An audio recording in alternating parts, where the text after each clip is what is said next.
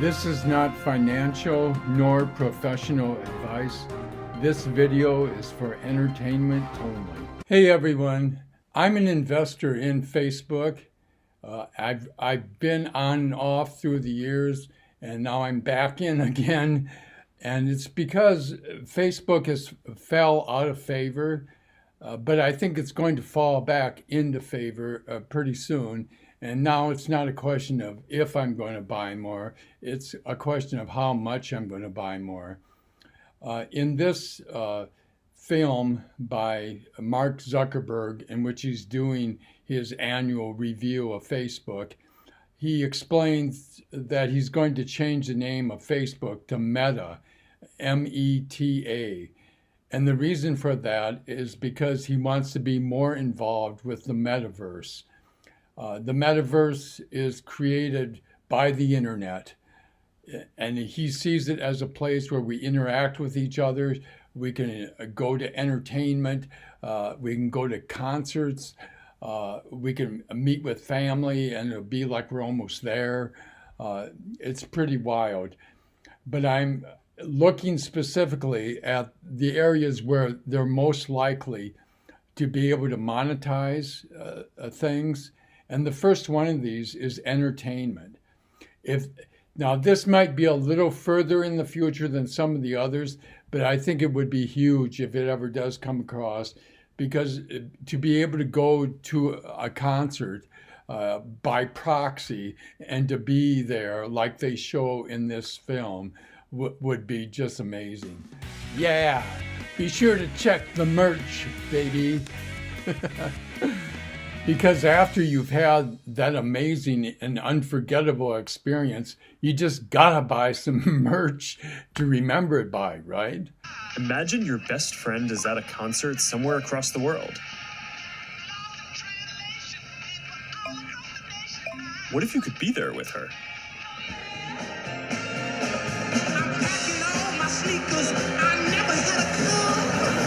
Yo, you're here!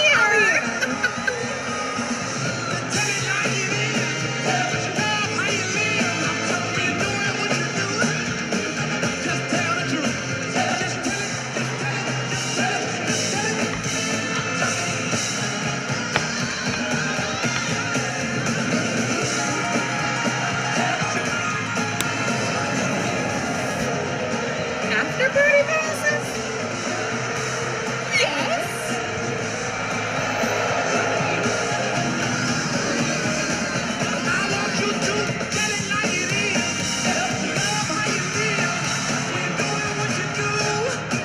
Just tell the truth.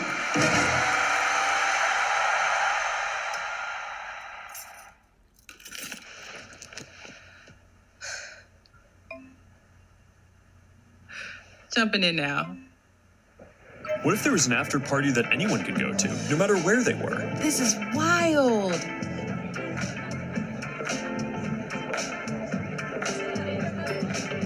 Hey, check this out. Charity auction happening. Oh, there's swag. And when you go to the after party, you could connect with other fans, hear new versions of your favorite songs, and check out the merch that just dropped. Ooh, I like that one. Well, now you've got to get it. You can start to see how the metaverse is going to enable richer experiences by letting us add new layers to the world that we can interact with. Creators and artists are going to be able to connect with their audiences in new ways and really bring them into these shared experiences. You can see that there's just so many ways to monetize this. You know, they give the example, they're at the concert and that free thing shows up. You know, it's all about merchandising. Star Trek had the idea of beaming people aboard, you know, and I always wondered about that. If even with the best of science, would our biology permit this, for us to be disassembled and reassembled? Well, it turns out that it's going to be much easier to transport images of ourselves and make it seem real than to disassemble our molecules and put them all back together. So the hologram idea is really the heart of this. And if you buy the hologram idea, and I think Star Trek they wanted to do the beam me up, but I think really all you can do now, at least as conceivable science is and biology is right now, it should be impossible to do. But the hologram idea, that's in vision, that's right within our grasp. And this thing about attending concerts through someone else's eyes, I I think you put on the Oculus and you're sort of there as much as you can be without actually being there. So I think this is something that can be merchandised pretty easily. I think it's something that there needs to move more technology into it. But if your friend is wearing an Oculus, I guess you both would be at the concert. But the difference between reality now and that and what he's showing is that your friend would need to be wearing the Oculus to be able for you to see it remotely. At least that's my thoughts right now. The big money, I think, will be in gaming. And right now, it's like with crypto, the crypto gaming is what's going wild. It's because it depends on crypto to be paid for in many cases. So that's the place for growth. And that's where I think there's a lot of money to be made. The people who actually follow the space would say it's about gaming. And that's because gaming provides many of the most immersive experiences, and it is the biggest entertainment industry by far. Gaming in the metaverse is going to span from immersive experiences in fantasy worlds to bringing simple games into our everyday lives through holograms. Maybe you'll play old games in new ways. So, Barcelona, huh? Well, it's not New York, but I like it. New York misses you. What's that? I said, let me put my game face on so I can beat you. Ah, okay. Check. I gotta try another game face next time. Maybe you'll go head to head with players from around the world. Like a shop. Some call it skill. Keep talking. Or maybe you'll do things that aren't even possible in gaming today.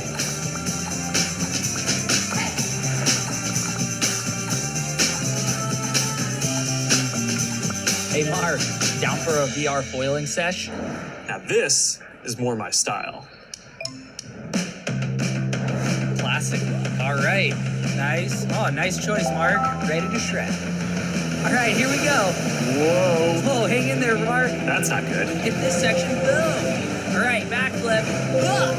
Yoo-hoo. I've got an idea. Hey, where are you going? Gotta pump it to jump it. What? I didn't know that was an option. Oh, you're not going to catch me now. Take that, unicorn. Oh, Tube City. God, you're out of control. Don't worry, I'll let you win next time. All good. Oh, that was a close one. You want to go again? Maybe later. I'm gonna need a lot more sunscreen though. Oh man. Well, gaming is how a lot of people are going to step into the metaverse for the first time. It already has some of the most fully built out digital goods and the most active creator and developer communities. And major platforms like Epic are working to build out the metaverse, starting with gaming. For our part, we're heavily investing in building a healthy VR and AR ecosystem, so the game studios can keep building and gaming creators can keep creating. Now, Deb from our studios team is joining me. Deb, do you want to take us through some of the exciting games in the pipeline for Quest? Absolutely. Over the years, we've had the opportunity to work with incredible developers like Vertigo Games, the studio behind fan favorite Arizona Sunshine. I love Arizona Sunshine. That game basically got me and my friends through the first few months of the pandemic. That's awesome. If you enjoyed that, I'm in Arizona. I get plenty of the sunshine. I don't think I need to play that game, but whatever. Mark, I think you'll be excited that we're partnering with Vertigo on 5 more great games from Deep Silver and others. We'll share more about this lineup very soon. Nice. What else is coming? Well, the metaverse is constantly evolving. So one of the most important aspects will be live service games that launch updates and new downloadable content regularly, like Echo VR, Beat Saber, Onward, Pistol Whip, and more. We're focused on this a lot right now, making sure games can build out active communities, Beat Saber has a passionate community. Oh, I love Beat Saber. So do I. And Beat Saber just passed $100 million in lifetime revenue on Quest alone. It's a great example of a game that keeps releasing fresh content. They've actually been working on evolving the way that you interact with the tracks and feel the music. Also, You know, the growth in gaming is unlimited. And I think, they say, I think it's going to add the screen time, but hopefully if it doesn't add the screen time, at least it'll make it a lot more fun and it'll make it a lot more profitable because they will find ways for people to spend money on things that aren't real to enhance the game, which people will then buy. So it'll be interesting. have you played Population 1? I mean, yeah, I love the game Well, so much that For those who haven't, Population 1 is a thrilling battle royale that is only possible in VR. Since its launch at Connect last year, it has become one of the highest earning games on Quest and the biggest multiplayer FPS on the platform. You can have up to 24 people in at once for a match. We're super excited to keep launching big updates, like an all-new autumn event later in November and a winter wonderland update in December. I think the entertainment thing is down the line, but the gaming thing is here and now, I think, almost.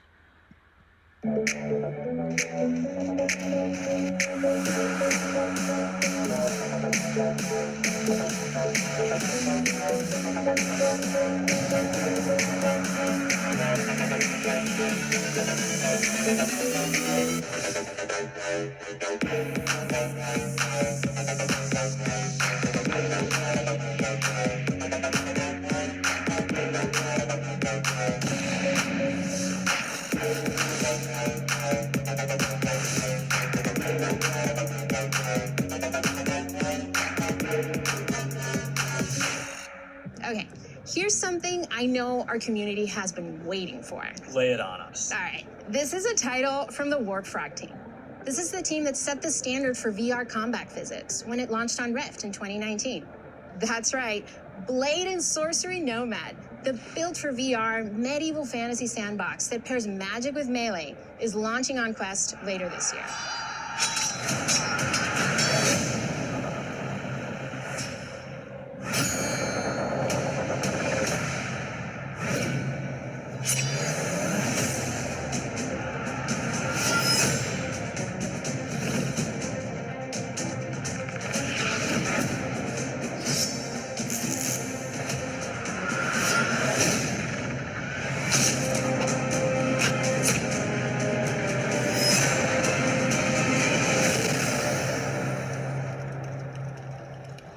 For more gaming updates, look out for the 2022 Oculus Gaming Showcase. It's going to be loaded with news you won't want to miss. But Mark, I believe you have some news for us as well. Yeah, I have to say, it's really impressive to see this lineup come together over the last few years, but there's one project that I'm really looking forward to. Yeah, this is one of the all-time greats, and we've been working for years to bring it to Quest. I'm excited to announce that the Rockstar Games classic Grand Theft Auto San Andreas is in development for Quest 2. This new version of what I think is one of the greatest games ever made will offer players an entirely new way to experience this iconic open world in virtual reality. That's it, Mark. I'm moving to the Metaverse. All right, thanks, Deb. This is going to be amazing. Now, a lot of the most interesting games out there take advantage of how you can move around physically.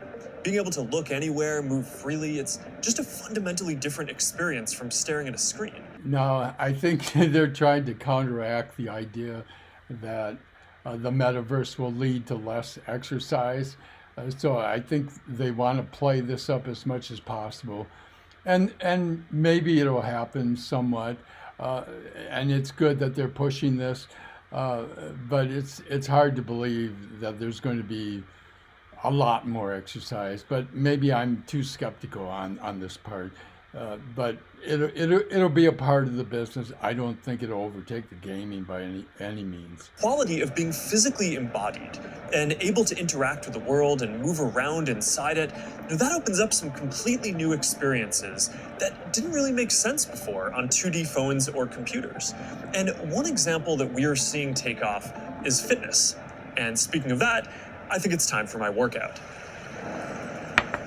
A lot of you are already using Quest to stay fit. It lets you work out in some completely new ways. It's kind of like a Peloton, but instead of a bike, you just have your VR headset, and with it, you can do anything from boxing lessons to sword fighting to even dancing.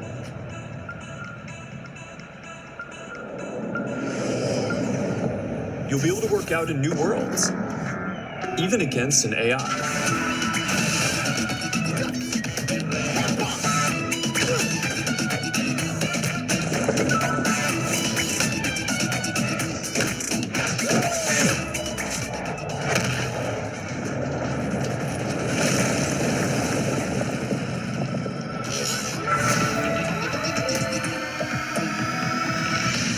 Maybe you'll get some friends together for some 3-on-3. Maybe play pickup with people on the other side of the world.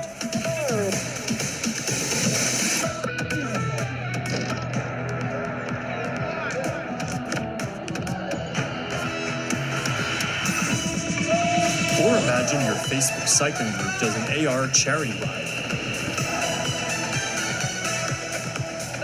Complete with a leaderboard. Maybe you'll be able to train with the best, like you're right there with them. Like Lee Kiefer, Olympic gold medalist. Ungar, fence. Don't be scared this time.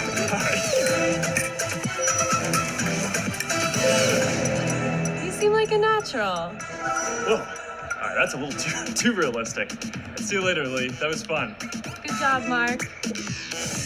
I think the technology involved with actually being able to have a 3-on-3 basketball game, we're not there by a long shot, but it's an interesting idea, and how that would interact with the physical world and all the diameters and parameters to be solved there is quite amazing. But it's an interesting idea. I got to see it to believe it, I guess. But the future is amazing, and the future keeps amazing me, and it will continue to amaze me, and I'm sure it will happen. And that's what fitness will be like in the metaverse. Now, I think we're going to see a lot more unique experiences emerging around fitness that take advantage of the full immersion in interactive training. I think a major place where it will be very successful is in making businesses look better online. In fact, it'll make them look it'll make businesses look better online than they ever possibly could look in reality. And I think this next example is an example of how good you can be made to look. And it's quite amazing what they did. And this woman literally created her own world online, and you feel the whole world, and it's quite a thing. Jackie is a beauty creator who launched her own lifestyle brand on Instagram called Forever Mood, where she sells candles with scents like cuffing season and partners with major brands on makeup drops. So let's meet Jackie in her space. Here we are in this digital space, totally inspired by you and all the things that you love. Jackie, I've been such a big fan of yours for such a long time. Tell me a bit about how you got started in social media. So, rewind back to 2009. As it pertains to like beauty, I would go to like a makeup counter or go makeup shopping, and I always felt rejected, always felt othered. So I got so frustrated that eventually I was like, you know what? Not only am I gonna like not listen to them, but I'm gonna show other people how I'm making it work with my skin tone too. How did you go from creating content, creating videos, to a product? You just, have a brand called Forever Mood. It's huge on Instagram shopping. So Forever Mood was not only a bit of a love letter to me and my relationship with my mom. That's how we bond, was through fragrance ever since childhood. But it's been doing amazing, and we've actually been getting a lot of support. Jackie, this space is pretty magical, and I know it kind of reflects the stuff you love. Like, tell me a bit about what you love and why this represents you. Okay, So first thing, color is everything. I love pastels. You can see it in the brand. You can see it like a lot of times in what I wear. With the Metaverse, when we're curating collections or even just brainstorming, this would be a great way to like gather us all together and literally kind of create atmospheres and environments and moods to just kind of enhance creativity. And then if I can invite people, it would be like inviting them in my home. You know what I mean? It'd be like bringing them into a piece of me. So I would want them to feel some of the things that I feel when I step into my house or when I light my candles.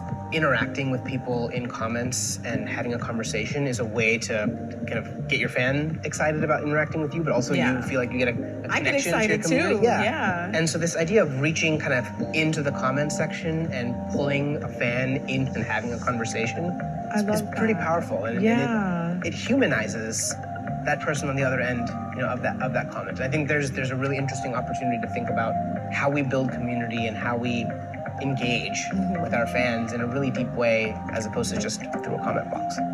Imagine for your biggest fans, you could have an exclusive launch party where anyone could visit, no matter where they were in the world. I love that because when we first launched the brand, everything was shut down because obviously quarantine, couldn't go anywhere. And I had this idea of doing like pop-ups for Forever Mood where we would have a room inspired by each scent. And now anyone from anywhere in the world could come and feel what you just described, have that feeling, have that sense, really get into that mood. Also, you have your greatest fans, the people that care a lot about you, the ability to reach new customers, use advertising to keep growing your business. And you could also drop an exclusive product in the Metaverse, where only available to your most ardent fans who paid special access to get to that product. That's dope. Commerce is going to be a big part of the Metaverse. You'll be able to sell both digital and physical products. The butterfly effect transports us someplace magical.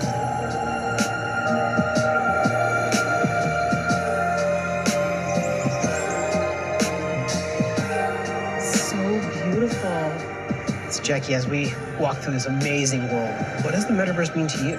I just feel like this is like endless possibilities with my imagination. I can't even begin to imagine how meaningful the Metaverse will be, thanks to creators like you.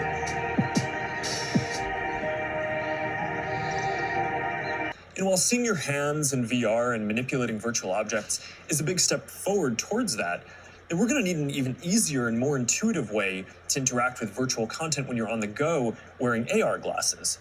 And we believe that neural interfaces are going to be an important part of how we interact with AR glasses.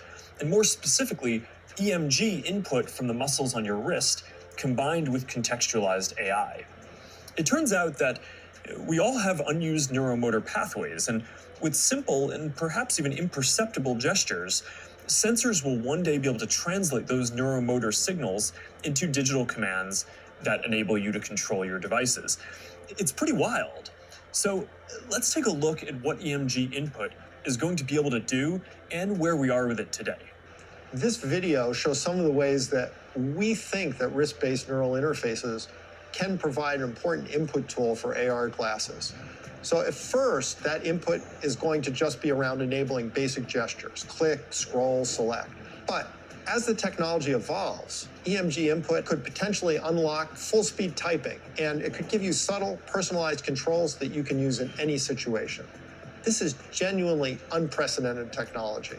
So let's look at an early prototype that shows how it could be used in AR. This experimental UI shows for the first time how EMG input could one day allow you to send a message in AR with your hand resting comfortably at your side without ever having to look at a screen. Notice how the researcher used an overt and highly visible click gesture to send the first message. We've made a lot of progress over the last year, and we're now able to do the same thing with the smallest of movements of the hand. EMG enables this by picking up subtle neuromotor commands with remarkable precision. So basically what you're saying is that you're going to be able to send a text message just by thinking about moving your fingers. That's going to be pretty amazing. You know, it has way bigger implications than that. I did an assistantship when I was in graduate school, and I worked with paralyzed veterans at a veterans hospital.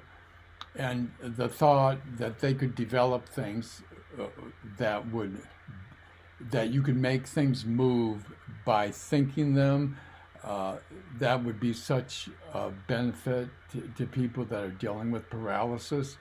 There's so many things that could be helped. And I think of the paralyzed veterans because the image of a young 19-year-old man being paralyzed from the waist down and sometimes from the neck down are still in my mind, and I don't think I will ever lose those images. But this would be such a stride forward, and what people are hoping for, and this is a great hope. And I think Facebook they are doing the right thing. They're changing. MySpace kind of ran out of gas because they didn't change. Google changed into Alphabet. Facebook is changing into Meta. This is a bullish stock. I'm going to buy more shares. I don't know what you're going to do because I'm not a financial advisor and I'm not giving you financial advice. I'm just telling you what I'm going to do. And it looks like a clear go ahead to me. Thanks for watching, and if you liked and you got things out of this, be sure to like and subscribe so that you receive future videos. And thank you so much.